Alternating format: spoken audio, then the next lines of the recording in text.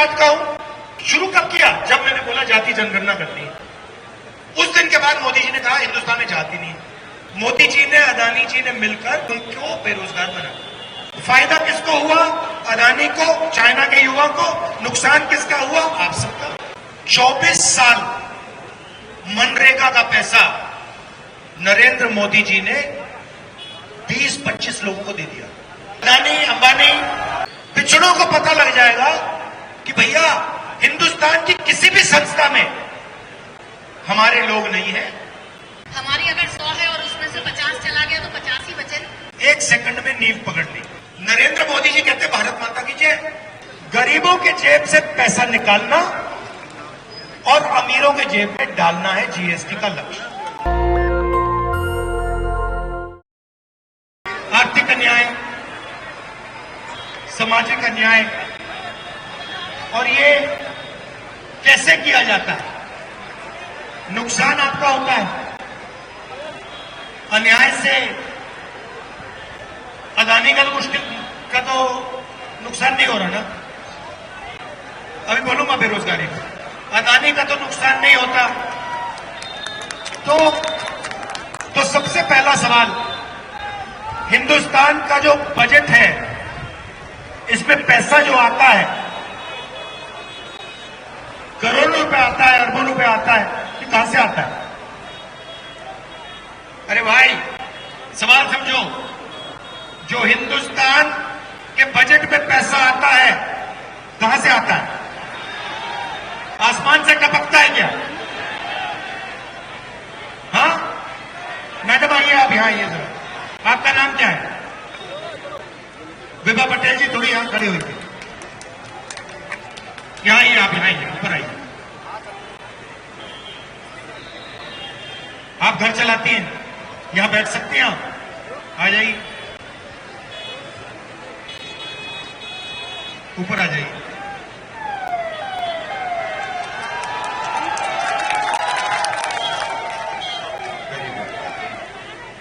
अब देखिए, तो जीएसटी से पैसा आता है।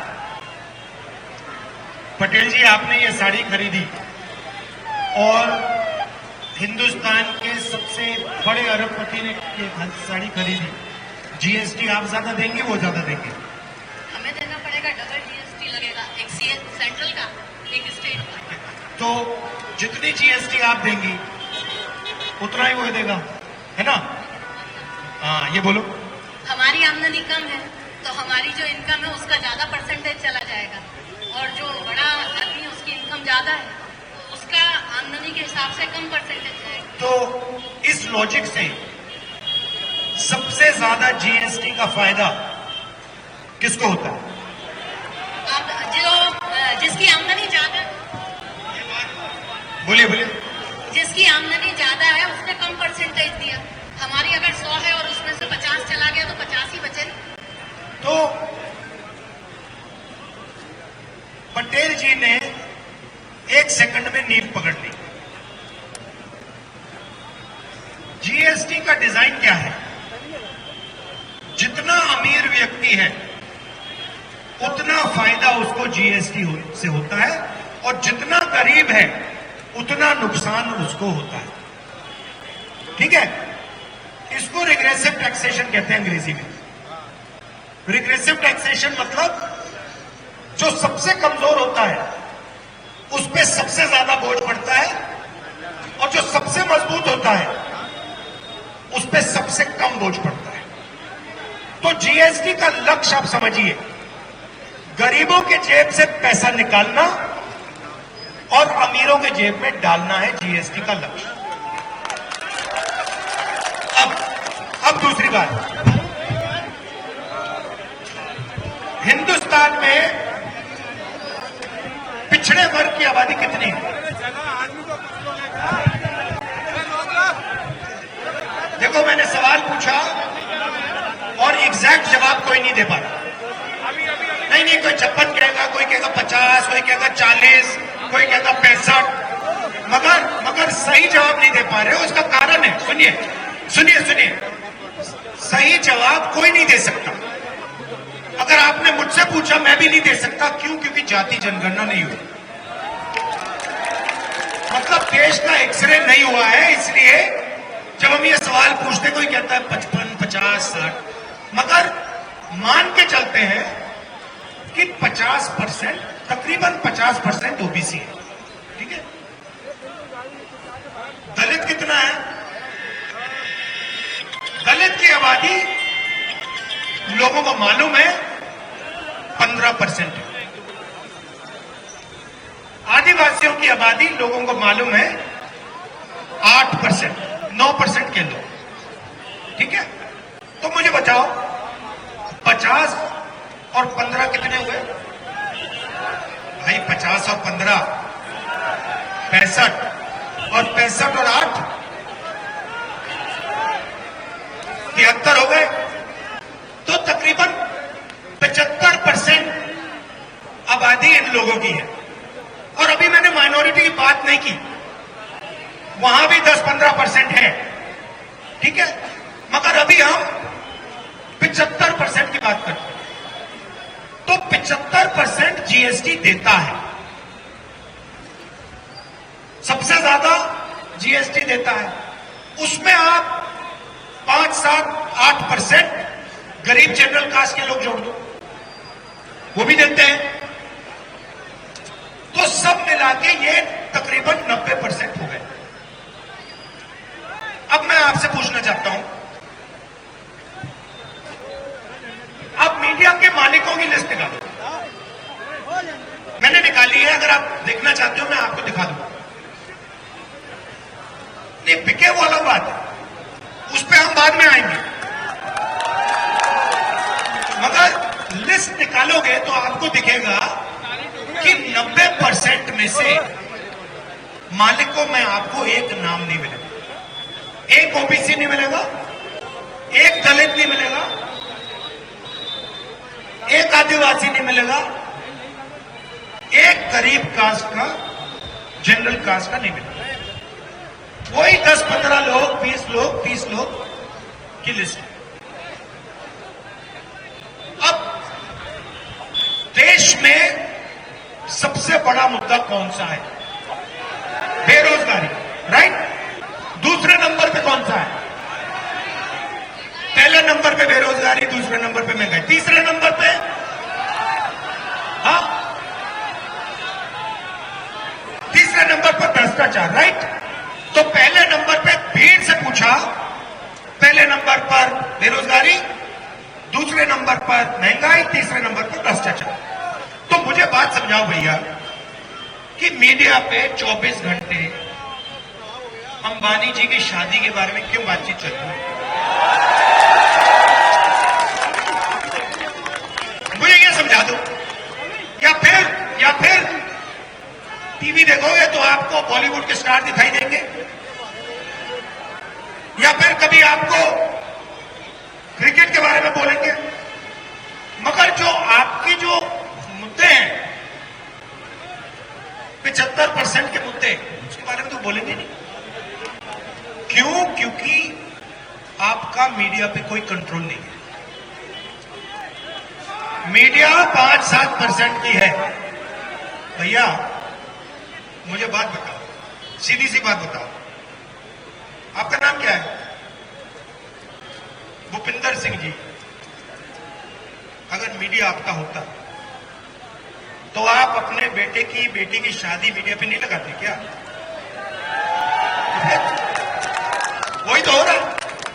तो मीडिया किसानों का नहीं है, मजदूरों का नहीं है, दलितों का नहीं है, पिछड़ों का नहीं है, अरबपतियों का है, ठीक है। अब आप कहोगे भैया, आप 75% कहेंगे भैया हमें तो मीडिया चाहिए नहीं। आप कह सकते हो, आप कह सकते हो नहीं भैया हमें मीडिया में मालिकाना हक नहीं चाहिए। तो फिर मैं आपसे पूछूंगा भैया ठीक है बताओ, मीडिया में नहीं हो तो फिर हिंदुस्तान की 200 सबसे बड़ी कंपनियों की लिस्ट निकालते हैं, उनके मालिकों की लिस्ट निकाल देते हैं। है मेरे पास, दे दूंगा, अभी करता हूं, ठहर जाओ। तो उस लिस्ट में मुझे बता दो 75% के कितने, उसमें भी नहीं हो, ठीक है। आप शायद कहो नहीं भैया हम उसमें भी नहीं जाना चाहते, हम पिछड़े लोग हैं, हमें ये नाम दे रखा है, हम उसमें नहीं जाना चाहते। फिर मैं आपसे पूछूंगा भैया, प्राइवेट अस्पताल जो है जिसमें हिंदुस्तान का स्वास्थ्य का उसमें आपके कितने? कोई नहीं। फिर मैं आपसे कहूंगा भैया इलाज को आप कराते हो? जब आपके परिवार में कोई किसी को दिल का दौरा पड़ता है, इलाज तो आप कराते हो, लाखों रुपए देते हो, जीएसटी भी आपकी, इलाज का पैसा भी आपका, जमीन भी आपकी, आयुष्मान कार्ड भी नहीं चलता। फिर आप कहोगे नहीं राहुल जी, हमें ना मीडिया चाहिए, ना बड़े उद्योग चाहिए, हमें प्राइवेट अस्पताल भी नहीं चाहिए। फिर मैं आपसे कहूंगा ठीक है भैया, आपने सब कुछ छोड़ दिया, स्कूल और कॉलेजेस के बारे में बता दो। स्कूल और कॉलेजेस, प्राइवेट स्कूल और कॉलेजेस की लिस्ट निकालो, उसमें आपको मालिकों की लिस्ट निकालो, उसमें आपको एक ओबीसी नहीं मिलेगा, एक दलित नहीं मिलेगा, एक गरीब पिछड़े, एक गरीब जनरल कास्ट का नहीं मिलेगा। तो अब वो कहां? नरेंद्र मोदी जी कहते भारत माता की जय। भारत माता है क्या? भारत माता आप लोग हो। 75% दलित, आदिवासी, पिछड़े। जैसे आपने बोला भारत माता की जय, उसका 75% दलित, आदिवासी, पिछड़ा, उसमें गरीब जनरल कास्ट के जोड़ दो 5%, 7%, तो आप भारत माता की जय में हो कहां? आपसे रोज कराते हैं जन गण मन, आप गाते हो, झंडे को सलूट देते हो, मगर आपके लोग हैं कहां? मैं बताता हूं, मनरेगा की लिस्ट निकालो, मजदूरों की लिस्ट निकालो, वहां आपको मिल जाएंगे। कॉन्ट्रैक्ट लेबर की लिस्ट निकालो, वहां आपको मिल जाएगी लिस्ट। ये जो सड़क बना रहे हैं, हाईवे बना रहे हैं, भूखे नंगे हैं, इनकी लिस्ट निकालो। इसमें आपको गरीब जनरल कास्ट का मिलेगा, पिछड़े लोग मिलेंगे, दलित, आदिवासी मिलेंगे। अब पहले क्या होता था? पहले आपके लिए एक रास्ता था। कौन सा रास्ता था? सिर हिला रहे हो मगर कौन सा था? क्या नाम है तेरा? हाँ गौतम जी, खड़े हो जाए यहां पे। तेरा मैं टेस्ट लेता हूं, क्या करते हो? पढ़ाई करते हो? क्या पढ़ाई कर? कॉम्पिटिशन की तैयारी कर रहा हूं। कॉम्पिटिशन की तैयारी कर रहे हो? मुझे बताओ, पहले पिछड़ों के लिए, दलितों के लिए, आदिवासियों के लिए, गरीब जनरल कास्ट के लिए कौन सा रास्ता हुआ करता है? घबराओ मत, नहीं जानते हो तो कहो नहीं जानते, कोई घबराने की जरूरत नहीं जानते।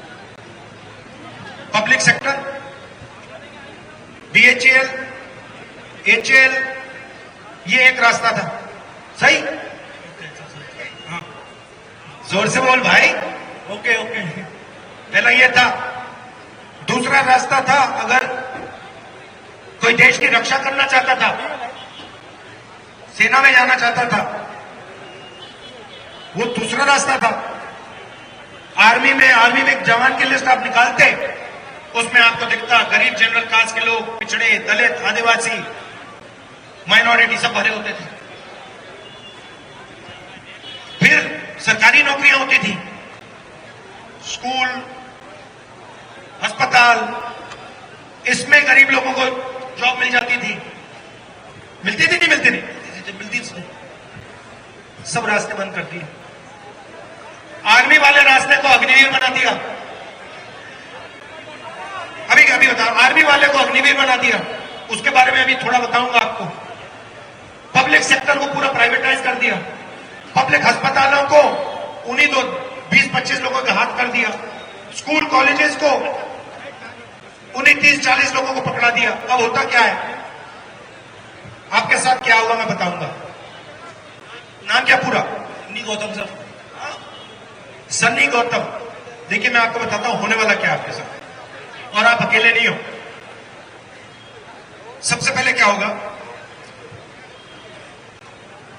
आप सोचोगे कि यार मैं ऐसे करता हूं, मैं देश की सेवा करना चाहता हूं। तो जब आप 14 साल के हो, 14 साल के थे, तब आपने कहा यार आर्मी वाला रास्ता बंद हो गया, अब क्या करते हैं, फिजिकल वाला रास्ता बंद हो गया, अब मैं मतलब थोड़ा मेंटल पे चलता हूं, मेंटल पे चलता हूं, एग्जाम करता हूं। फिर आप एग्जाम की तैयारी करोगे जैसे आप कर रहे हो, मोबाइल फोन लेना जरा, ठहर जाओ।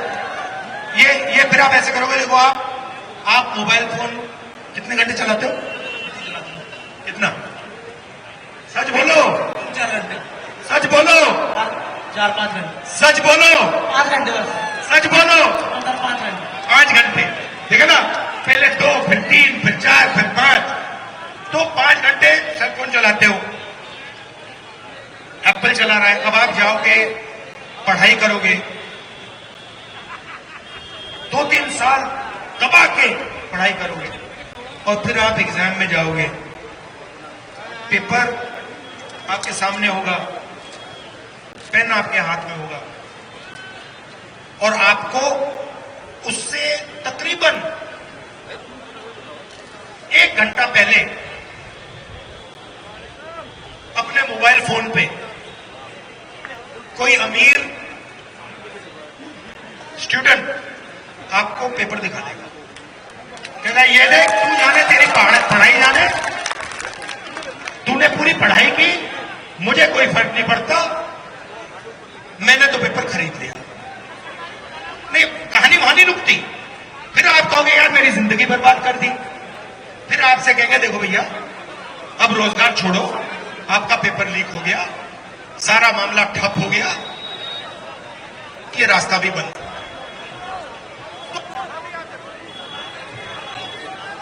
नहीं, आप मुझे बताओ कहां नहीं हुआ, आप मुझे बता रहे हो कहां हुआ, आप मुझे बताओ कहां नहीं होता लीक, सब जगह लीक होता है। तो अब ड्रामा क्या चल रहा है मैं आपको बताता हूं। अब ड्रामा क्या चल रहा है, आपके ध्यान को कभी उधर ले जाएंगे, कभी इधर ले जाएंगे, जहां जाएगा भैया उधर देखो, उधर देखो बॉलीवुड की ओर देखो, अरे भाई उधर देखो क्रिकेट की ओर देखो, उधर देखो भैया पाकिस्तान की ओर देखो, उधर देखो भैया चाइना की ओर देखो, और जैसे आप आगे पीछे देखते हो आपकी जेब में से पैसा निकलता है, अदानी जी की जेब में जाता है सीधा। तो ये भैया आपके साथ हो रहा है, अन्याय हो रहा है आपके साथ। भैया अभी आपने कुछ नहीं देखा, अभी तो भैया शुरुआत हुई है। मैं आपको बता रहा हूं, आपकी जमीन छीनी जाएगी, आपके बच्चों को रोजगार नहीं मिलने वाला, आपके बच्चे 7-8 घंटे मोबाइल फोन पे इंस्टाग्राम पे चलेंगे, और आपके बच्चे मोबाइल फोन देखेंगे, और अदानी जी का बच्चा पैसा गिनेगा। ये है सिस्टम। तो इसलिए हमने न्याय शब्द जोड़ दिया। अब आपने कहा देखो राहुल गांधी ने प्रॉब्लम बता दी, प्रॉब्लम बता दी, हमें दुखी कर दिया, मगर सॉल्यूशन नहीं दी। मैं आपको सॉल्यूशन देता हूं, मतलब इस गड्ढे में से निकलने का रास्ता क्या है मैं बता देता हूं। 90 ब्यूरोक्रेट्स में से जो हिंदुस्तान के बजट को बांटते हैं, 3 ओबीसी हैं, सिर हिला रहे हो, 3 ओबीसी हैं, उनको छोटी सी मिनिस्ट्री दे रखी है, 1 आदिवासी है, 3 दलित हैं, वहां भी आपकी भागीदारी नहीं है। बजट बढ़ता है, आपका पैसा, जीएसटी का पैसा, 75% का पैसा बढ़ता है, 100 रुपए में से 6 रुपए का निर्णय आप लेते हो, बाकी निर्णय वही 10-15 लोग लेते हैं, आपके जेब से पैसा जाता है। तो अब आप कहोगे भैया राहुल जी आपने हमें बता दिया, आपने हमारा मोरल डाउन कर दिया, हमें रास्ता नहीं दिख रहा, मैं रास्ता बता देता हूं, जाति जनगणना, सीधी सी बात है। अब इससे क्या होगा,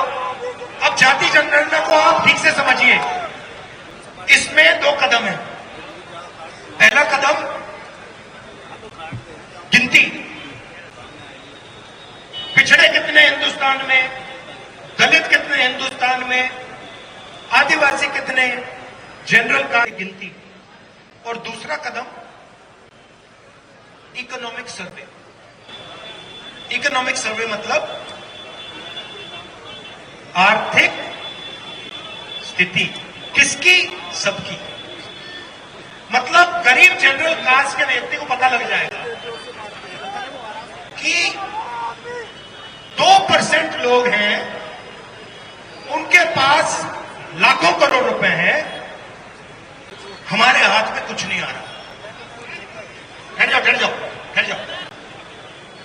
पिछड़ों को पता लग जाएगा कि भैया हिंदुस्तान की किसी भी संस्था में हमारे लोग नहीं हैं। आदिवासियों को, दलितों को, गरीब जनरल कास्ट के लोगों को पता लग जाएगा भैया ये हैं लोग, ये हैं 200, 500, 1000, 2000, 5000, 10,000 लोग जो पूरे के पूरे जीएसटी का फायदा उठा रहे हैं। वो सच्चाई बिल्कुल साफ आपके सामने पता लग जाएगा और फिर आप अपने हक के लिए, सच्ची भागीदारी के लिए खड़े हो पाओगे।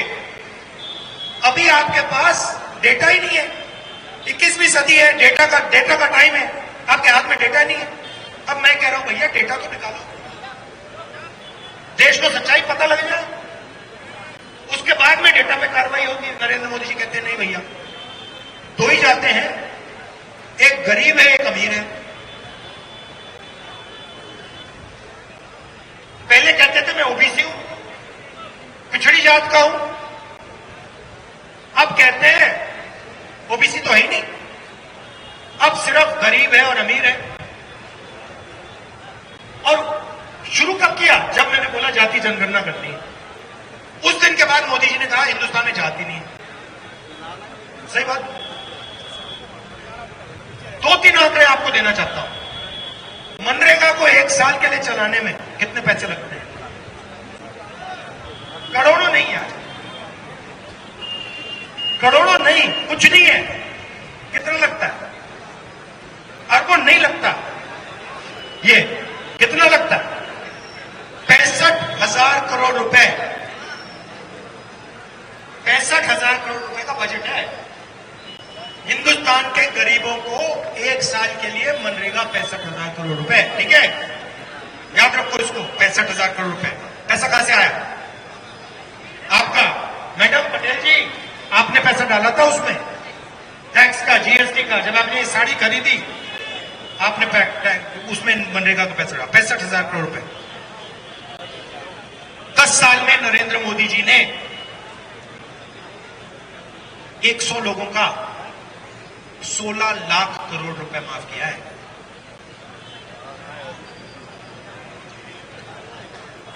बीस 25 लोगों का।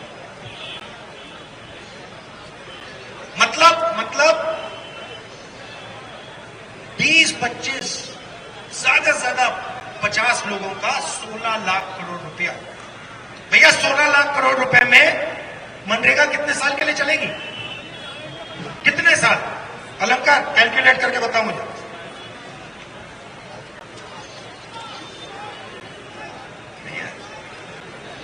अभी बताता हूं, अभी हो रहा है काम। अब प्रेशर में आ गया, अब ये गलती कर रहा है। हाँ? 24 साल।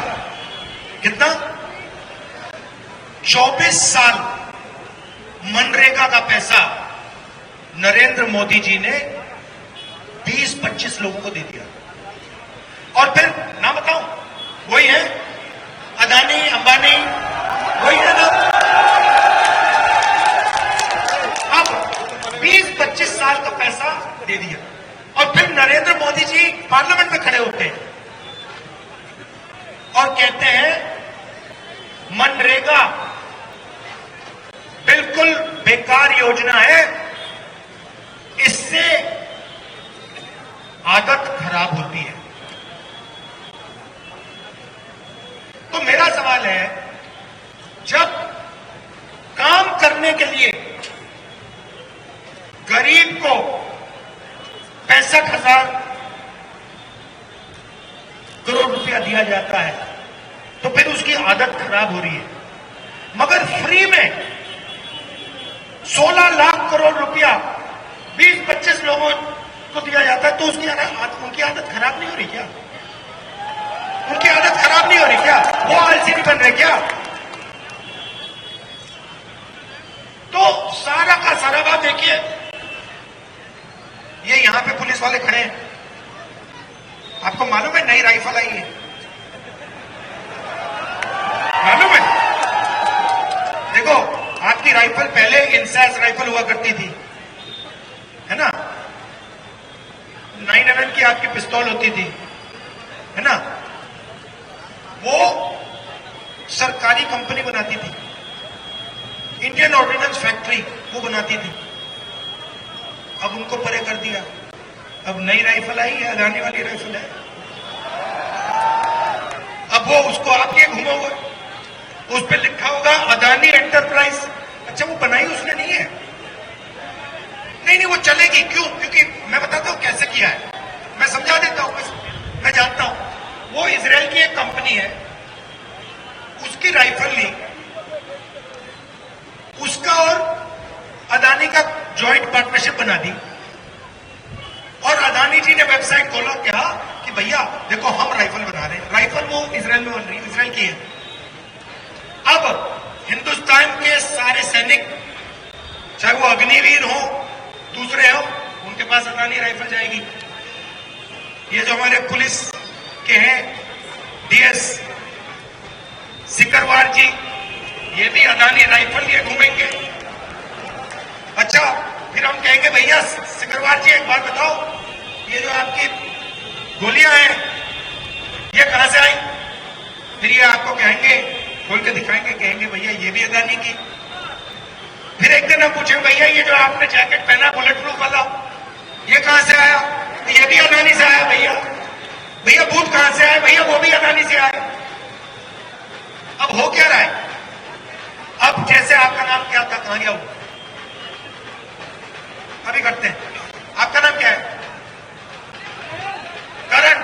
अब मान लो करण ने सोचा कि यार मैं छोटी सी कंपनी चलाना चाहता हूं, मैं हिंदुस्तान की सेना के लिए हथियार बनाना चाहता हूं, तो उसको बैंक लोन नहीं देगा, उसकी मदद नहीं करेंगे। तो अदानी जी ने क्या किया? मोदी जी ने, अदानी जी ने मिलकर उनको बेरोजगार बना। जॉब किसको गई? इजराइल वाले को। माल किसका बिका? चाइना का, इजराइल का। फायदा किसको हुआ? अदानी को, चाइना के युवा को। नुकसान किसका हुआ? आप सबका। तो ये है सिस्टम। ये मैं आपको समझाना चाह रहा था, बताना चाह रहा था। आपने इतने प्यार से मेरी बात सुनी, मतलब एक शब्द नहीं बोला आपने। ये मध्य प्रदेश का मजा है। तो मैं आखिरी बात बोलना चाहता हूं, अपनी लाइफ सुनो, अपने लाइफ में कांग्रेस पार्टी, लोग कहते हैं कांग्रेस पार्टी की क्या विचारधारा है, मैं आपको बताता हूं। अपनी लाइफ में भाई के साथ, माता पिता के साथ, बच्चों के साथ, दूसरों के साथ नफरत के बाजार में मोहब्बत की दुकान खोली। हमारा काम नफरत को मिटाना है, हिंदुस्तान को जोड़ना है, रोजगार लाना है, बिल्कुल अधर्म को हटाना है। बहुत बहुत धन्यवाद, नमस्कार, जय हिंद। नेशनल दस्तक की आपसे गुजारिश है कि अगर इसको बचाना चाहते हैं तो नेशनल दस्तक को सब्सक्राइब करने के लिए रेड कलर के सब्सक्राइब बटन को दबाएं, फिर बेल आइकन की घंटी दबाएं। नेशनल दस्तक को बचाने के लिए बहुत जरूरी है कि हर खबर को शेयर करें, लाइक करें, कमेंट जरूर करें।